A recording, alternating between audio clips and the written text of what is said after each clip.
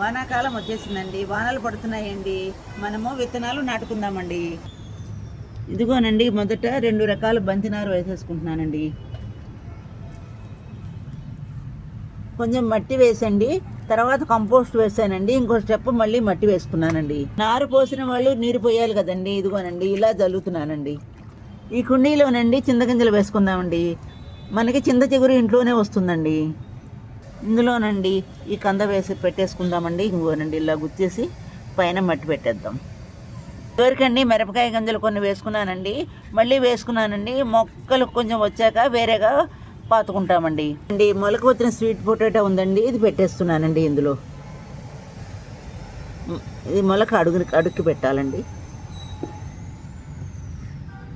ఇదిగోనండి పనస గింజలండి ఇలా మొక్కలతో ఉన్నాయండి. 2 రోజులు నీళ్ళలో నానబెట్టుకుని పాతేస్తున్నానండి.